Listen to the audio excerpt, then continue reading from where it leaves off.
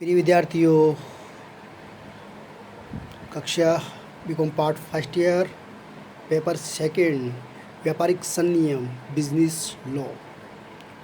Topic है उत्पीड़न, कोअर्सन, जिसके अंतर्गत हम आज अध्ययन करेंगे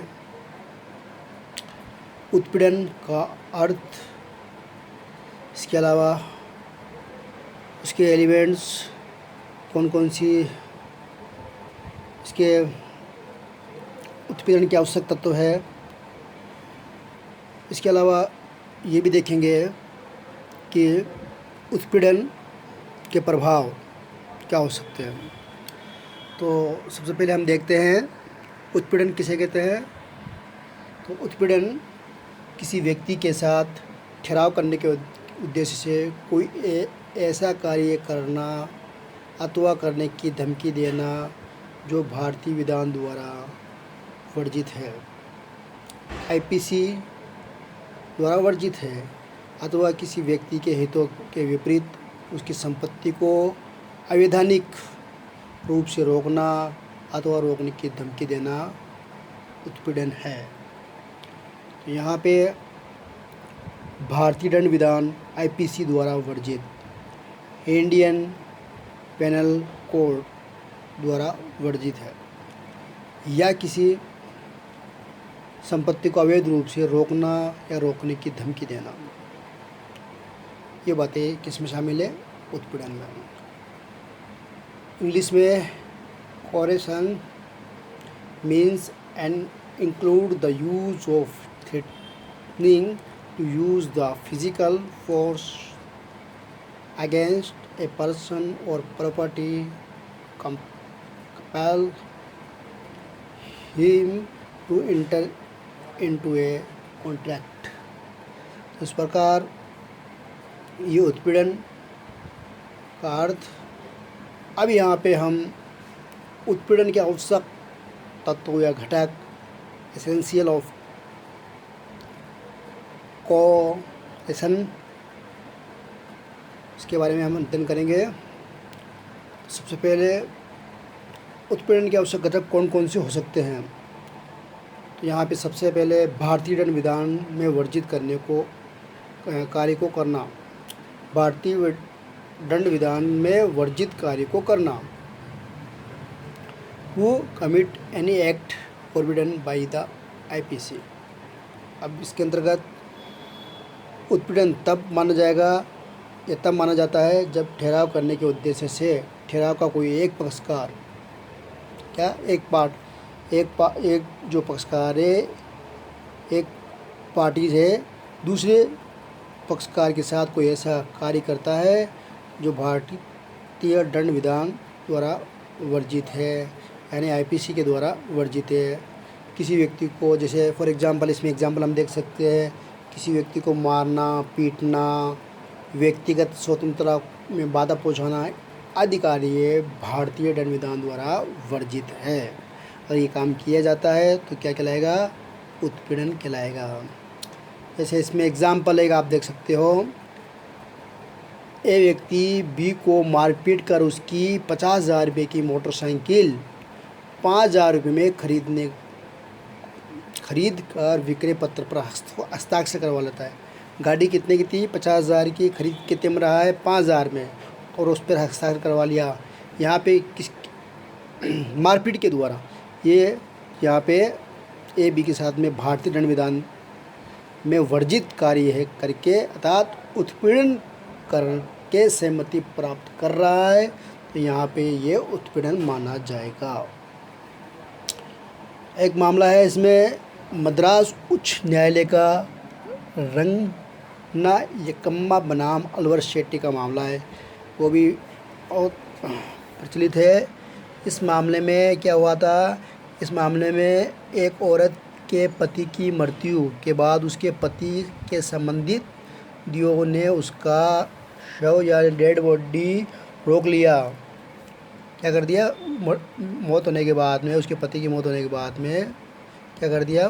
उसके जो रिश्तेदार थे उसका शव या डेड बॉडी रोक लिया तथा उस विधवा को ये धमकी दी कि उसके पति का शव डेड बॉडी तब तक अंतिम संस्कार के लिए नहीं ले जाया जाएगा जब तक कि वे एक विशेष लड़के को गोद नहीं ले लेती।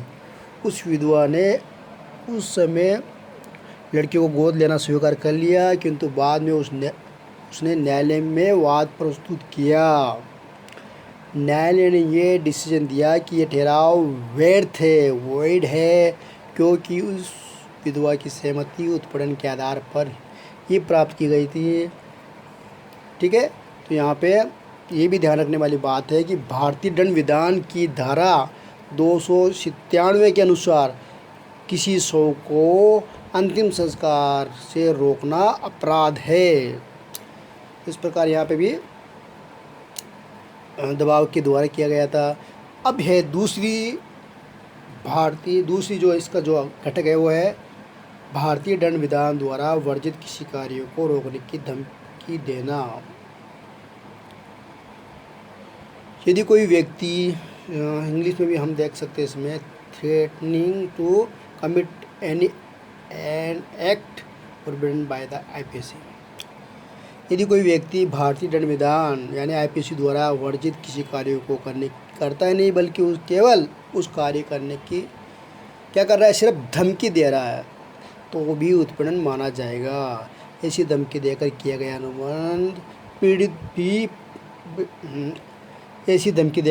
गया अनुबंध भी पीड़ित पक्षकार की इच्छा पर वर्तनीय होता है। अब यहाँ पे वॉइडेबल होता है, तो इसका हम जो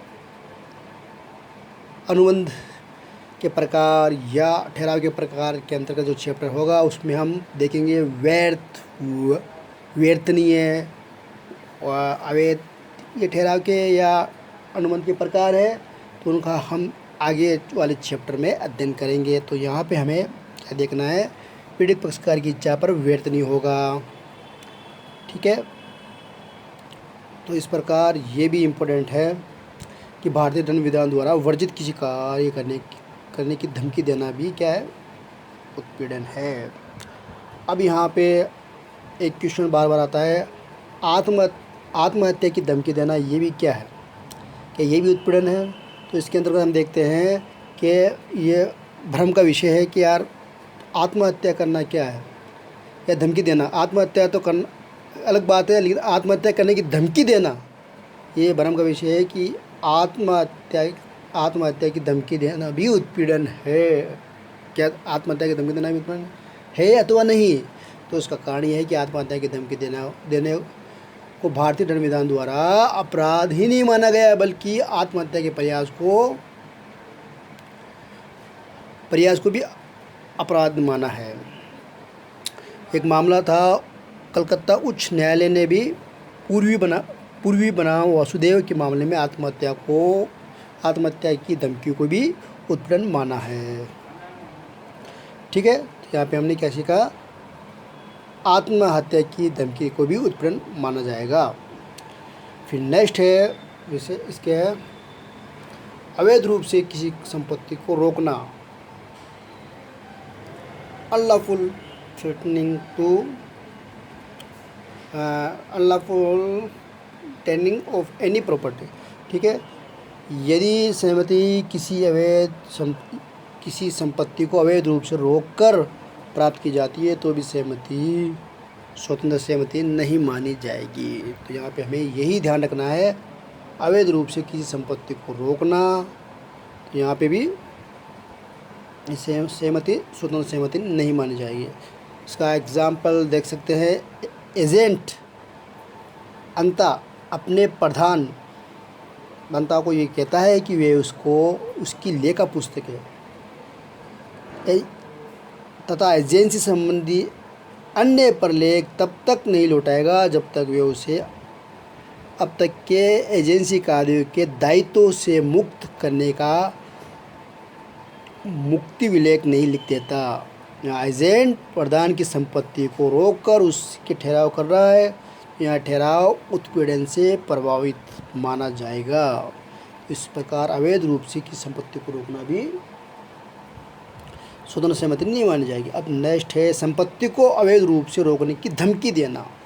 अंतर है इन दोनों में, संपत्ति को अवैध रूप से रोकने की धमकी देना। यदि सहमति किसी संपत्ति को अवैध रूप से रोकने की धमकी देकर प्राप्त की जाती है तो भी वह सहमति स्वतंत्र सहमति नहीं मानी जाएगी। तो ये भी ध्यान रखना है। फिर नेक्स्ट है उत्पीड़न का नेक्स्ट जो आवश्यक घटक में है, जिसके अंतर्गत उत्पीड़न का स्थान।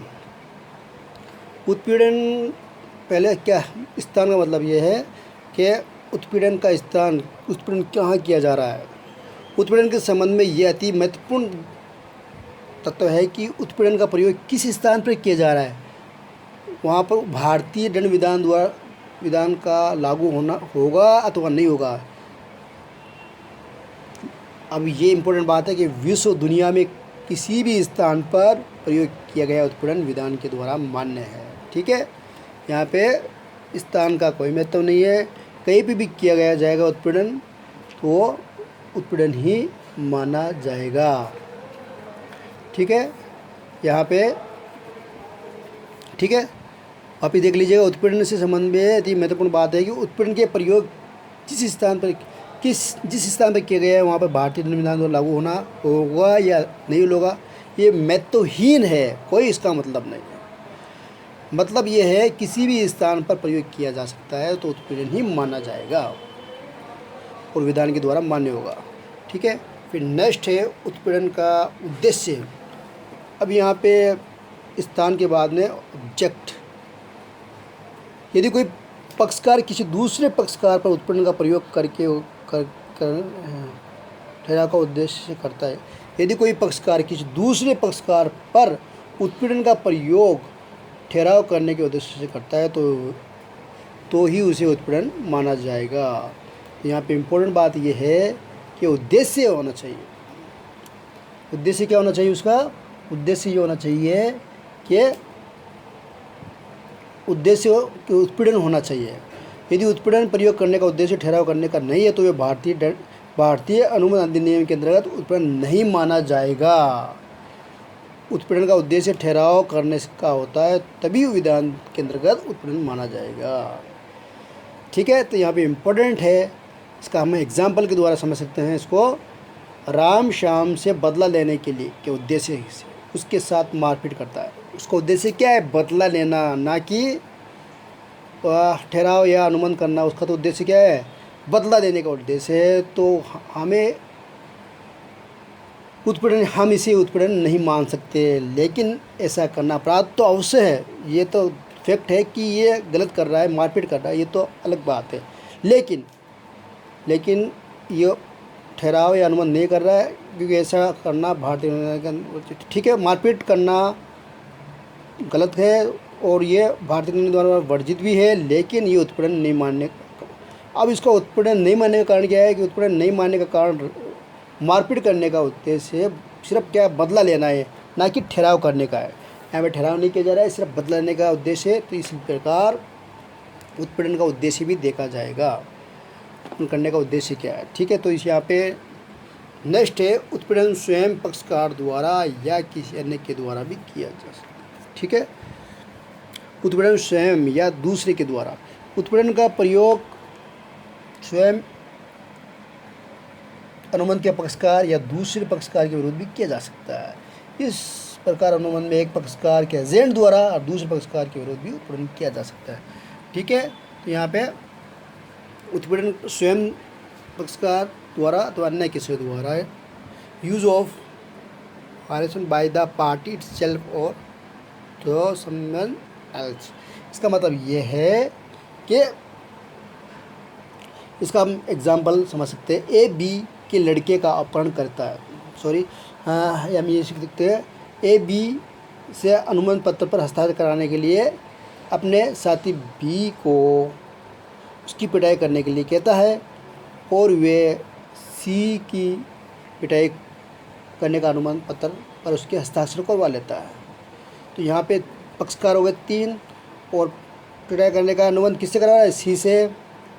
तो यहाँ पे सामने पक्षकार होना है 2, लेकिन यहाँ पे स्वयं द्वारा या उसके मिलने वाले के द्वारा भी किया जा सकता है। तो यहाँ पे उत्पीड़न माना ही जाएगा।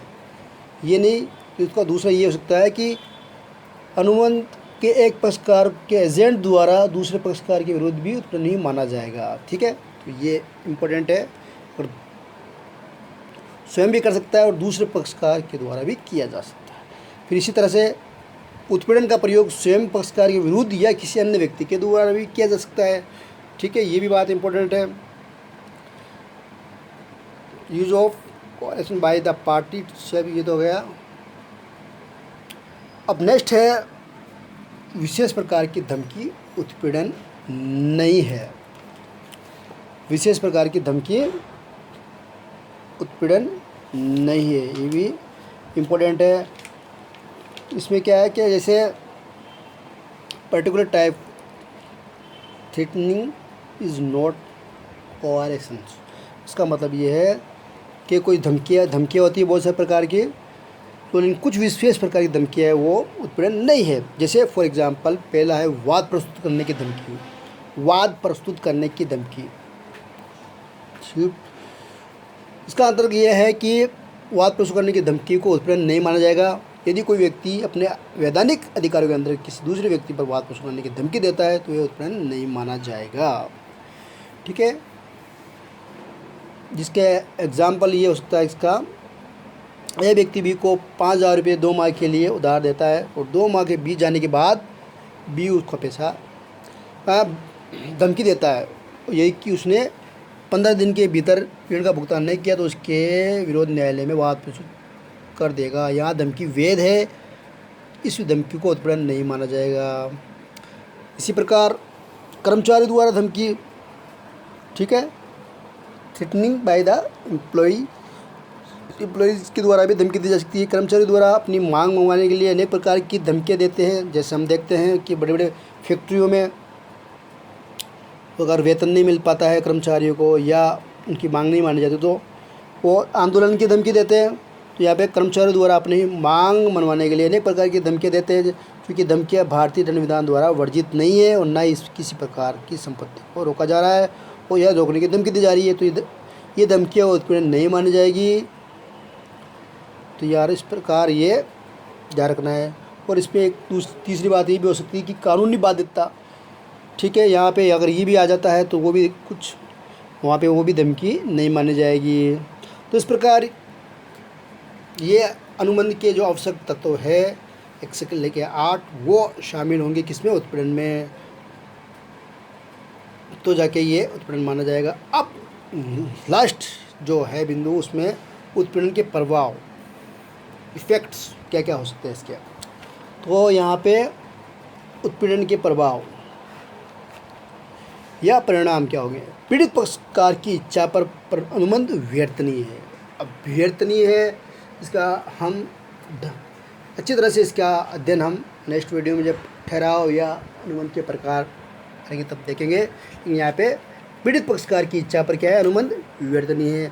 अनुबंध उत्पीड़न से प्रभावित होने की स्थिति में पहला प्रभाव ये होता है कि ऐसा अनुबंध पीड़ित पक्षकार की इच्छा पर व्यर्थनीय होता है। या अन्य शब्द में ये कह सकते हैं कि जिस व्यक्ति के विरोध में उत्पीड़न का प्रयोग किया जा रहा है उस व्यक्ति को यह अधिकार होता है कि वे चाहे तो अनुबंध को वैध समझकर या दूसरे को अनुबंध के पालन करने के लिए बाध्य कर सकता है। यदि वे चाहे तो अनुबंध को व्यर्थ भी समझ सकता है, यानी वैध भी समझ सकता है। लेकिन कौन समझेगा, पीड़ित पक्षकार। जिस व्यक्ति के विरोध में उत्पीड़न का प्रयोग किया जा रहा है उस व्यक्ति को यह अधिकार है कि वे चाहे तो अनुबंध को वैध समझ सकता है, वैलिड समझ सकता है, और या फिर क्या कर सकता है, यदि वे अनुबंध को व्यर्थ भी समझ सकता है। ठीक है, तो यहाँ पे ये इम्पोर्टेंट है। प्रभाव ये होगा, पीड़ित पक्षकार की इच्छा पर अनुबंध व्यर्थनीय है। दूसरा इसमें हो सकता है प्रत्यस्थापना, रेस्टिट्यूशंस। इसका मतलब ये है, रेस्टिट्यूशन का मतलब ये है कि उत्पीड़न के आधार पर हुए अनुबंधों के अंतर्गत यदि अनुबंध के पक्षकार ने कोई धनराशि यानी कोई अमाउंट या कोई वस्तु दी है अथवा प्राप्त की है तो अनुबंध के व्यर्थ घोषित होने पर उन्हें वे वस्तुएं या धनराशि एक दूसरे को पुनः वापस लौटानी पड़ेगी। ठीक है। तो इस प्रकार ये भी इसके प्रभाव या परिणाम। अब नेक्स्ट है उत्पीड़न जो है किया गया है, सिद्ध करने का भार किसको होगा, बर्डन ऑफ प्रूफ। जब कोई पक्षकार अनुबंध का कि वो उत्पीड़न के आधार पर व्यर्थ घोषित करना चाहता है तो उसे स्वयं को ही सिद्ध करना पड़ेगा। तो यहाँ पे ये इम्पोर्टेंट है, जब कोई पक्षकार अनुबंध को उत्पीड़न के आधार पर व्यर्थ घोषित करना चाहता है तो उसे स्वयं को ही ये सिद्ध करना पड़ेगा कि उसके विरुद्ध उत्पीड़न का प्रयोग किया गया था। ऐसे पीड़ित पक्षकार को ये सभी प्रमाण प्रस्तुत करने पड़ेंगे, प्रूफ देने पड़ेंगे, प्रस्तुत करने पड़ेंगे, जिससे ये सिद्ध हो सके कि वास्तव में उसके विरोध में उत्पीड़न का प्रयोग किया गया था। तो इस प्रकार उत्पीड़न का अर्थ, कोएरेशन, इसके उत्पीड़न के आवश्यक घटक, एसेंशियल्स, इसके अलावा उत्पीड़न के प्रभाव और उत्पीड़न सिद्ध करने के भार का हमने विस्तारपूर्वक अध्ययन किया। अब नेक्स्ट हम देखेंगे नेक्स्ट वीडियो में अनुचित प्रभाव। ठीक है, थैंक यू।